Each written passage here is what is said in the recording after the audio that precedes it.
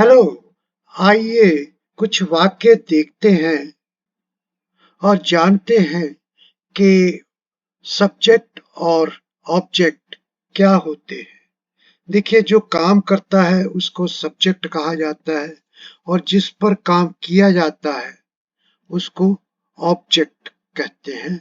जैसे कि आपका ये वाक्य है, आई राइट ए लेटर, मैं एक पत्र लिखता हूँ। तो यहाँ पर ये जो आई है ये काम करने वाला, तो इसको हम कहेंगे सब्जेक्ट। इसी तरह ये क्या काम करता है, एक पत्र लिखता है, तो ये लेटर जो आपका हो ये आपका हो गया ऑब्जेक्ट।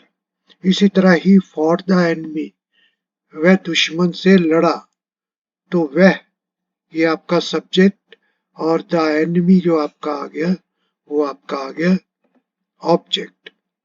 इसी तरह आपका ये वाक्य, शी स्टॉप द कार, उसने कार रोकी, तो शी ये आपका हो गया सब्जेक्ट और उसने क्या काम किया, कार को रोका, द कार जो आपका हो गया ये हो गया object. Ravi married her, Ravi ने उससे शादी की, तो रवि आपका सब्जेक्ट और हर आपका ऑब्जेक्ट। इसी तरह यू गेव ए बुक, तो यू आपका सब्जेक्ट और ये बुक आपका हो गया ऑब्जेक्ट। ही बोरोड मनी, उसने पैसा उधार लिया, ही सब्जेक्ट और मनी ऑब्जेक्ट। तो ये आपको क्लियर हो गया होगा कि सब्जेक्ट और ऑब्जेक्ट क्या होते हैं। आइए अब आप ये वाक्य देखिए, आई लव। अब इसमें आपको पता है कि आई सब्जेक्ट आपके बिल्कुल क्लियर है, आई लव, मैं हंसा। इस वाक्य में आपको शायद कोई जरूरत नहीं पड़ती कि लाफ्ट के आगे भी कोई लगाया जाए। अगर ना भी कुछ लगाए तब भी आपका वाक्य पूरा मीनिंग दे रहा है। लेकिन चाहो तो यहाँ at him, I laughed at him, उस पर हंसा। यहाँ ये चीज देखिए कि यहाँ एक प्रेपोजिशन आई, सीधा आप हिम नहीं लगा, तो आई लाफ्ट एट हिम। इसी तरह यू लाइट, आप तुमने झूठ बोला, यू आपका सब्जेक्ट, लाइट ये भी पूरे का पूरा आपको मीनिंग दे रहा है। लेकिन आप चाहो तो कह सकते हो यू लाइट टू मी, तुमने मुझको झूठ बोला। अब यहाँ पर ये आपका ऑब्जेक्ट हो जाएगा, जैसे यहाँ पर हिम आपका ऑब्जेक्ट था और ये भी सीधा लाइट के बाद नहीं लिखा जा सकता। इसी तरह आप आगे आ जाओ, ही स्माइल्ड, तो यहाँ पर आपका ही सब्जेक्ट और स्माइल्ड आपका वर्ब, यानी के वह मुस्कुराया। ही स्माइल्ड एट यू, तो एट यू, तो यू आपका हो गया अब ऑब्जेक्ट। द चाइल्ड क्राइड, तो चाइल्ड क्राइड, इसमें आपका क्या है कि कोई जरूरत नहीं लगती कि बच्चा चिल्लाया, बस बच्चा चिल्लाया। ही डाइड, वो मर गया। यू सैड, तुम बैठ गए। तो ये ऐसे वाक्य आपने देखे हैं कि जिनमें आप जो वर्ब है आपका उसके एकदम साथ आप ऑब्जेक्ट को नहीं लगा पाते। ऐसे जो आपके वर्ब होते हैं इनको कहा जाता है इंट्रांजिटिव वर्ब, जहां आप वर्ब के साथ सीधा ही ऑब्जेक्ट नहीं लगा सकते, इंट्रांजिटिव वर्ब। आइए और वाक्य देखते हैं। यू रीड, यू रीड, तुम पढ़ते हो। अब यहाँ देखिए हम ये साथ में अगले वाक्य में यू रीड ए बुक, ये बिल्कुल सही वाक्य है और इसमें हमने रीड के एकदम साथ ये लगा दिया है object a book, you read a book. इसी तरह देखिए आई अंडरस्टैंड, ये भी आपका पूरा वाक्य है, इसमें भी कोई वो नहीं है, ठीक है। तो यहां भी अगर चाहो तो इसके साथ आपने ये यू लगा दिया है, एकदम साथ ऑब्जेक्टिव आपका लग गया है। इसी तरह देखिए ही ड्राइव्स, वह ड्राइव करता है यानी कि गाड़ी चलाता है। लेकिन आप कह सकते हो ही ड्राइव्स ए कार भी कह सकते हो, एकदम ऑब्जेक्टिव इसके साथ लगा दिया। ऊपर वाले वाक्य जो आपने देखे थे उनमें आप एक साथ नहीं लगा सकते। तो ऐसे वाक्य जिनमें आप एकदम उसके वर्ब के साथ लगा सकते हैं ऑब्जेक्ट, इनको कहते हैं ट्रांजिटिव वर्ब। ट्रांजिटिव वर्ब, तो ये ध्यान रखिए आप कि अगर एक साथ हम लगा सकते हैं उसके वर्ब के साथ ऑब्जेक्ट, तो उसको हम कहेंगे ट्रांजिटिव वर्ब।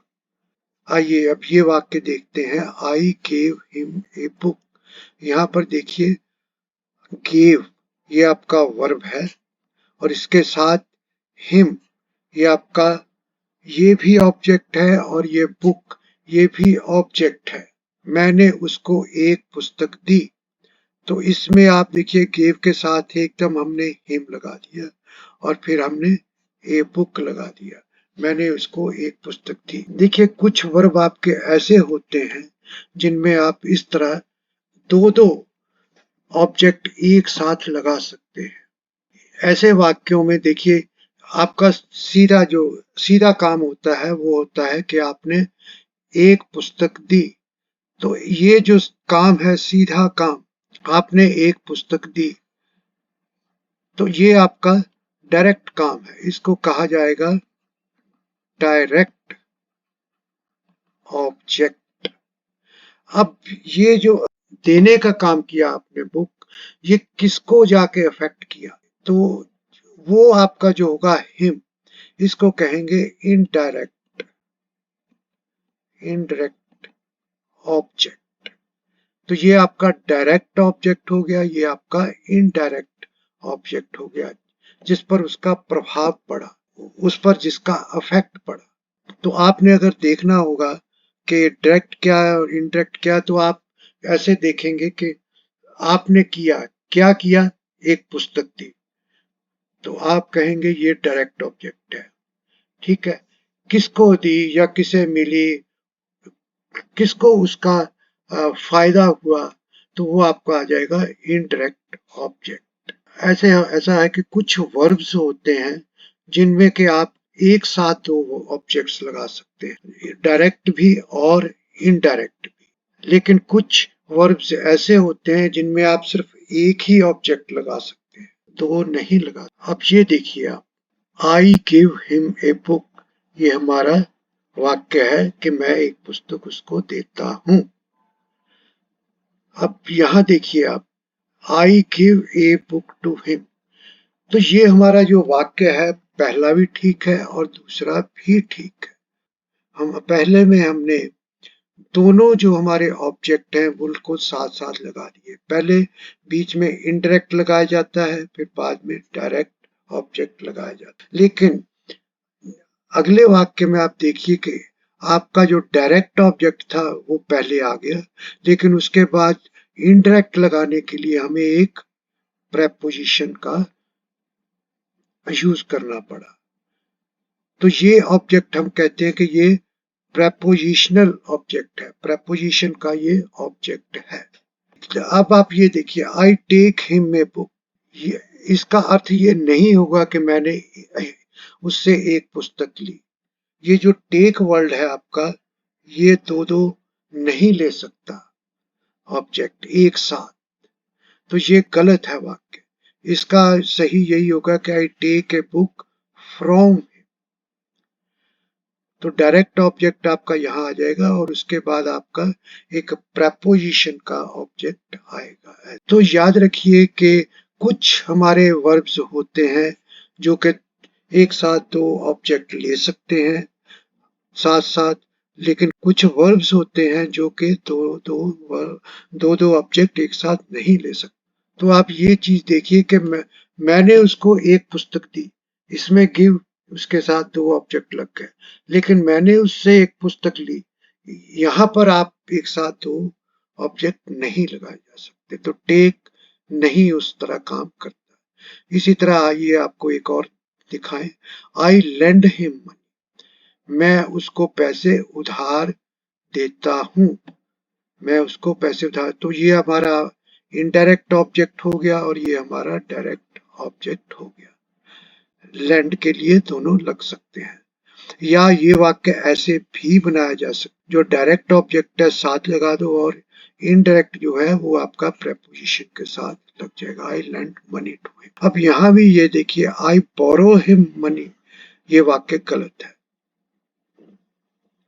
लेंड तो ले सकता है दो दो ऑब्जेक्ट्स, लेकिन बोरो आपका दो दो ऑब्जेक्ट्स नहीं ले सकता, तो ये वाक्य गलत है। ये वाक्य आपका गलत है और ये भी ऊपर वाला भी गलत है। तो I borrowed money from him, ये आपका सही होगा। अब कौन से वर्ब ले सकते हैं, कौन से दो दो ऑब्जेक्ट नहीं ले सकते, ये प्रैक्टिस से ही आपको धीरे धीरे पता चलेगा, जितनी आप प्रैक्टिस करते जाओ। आज के लिए इतना ही। Thank you.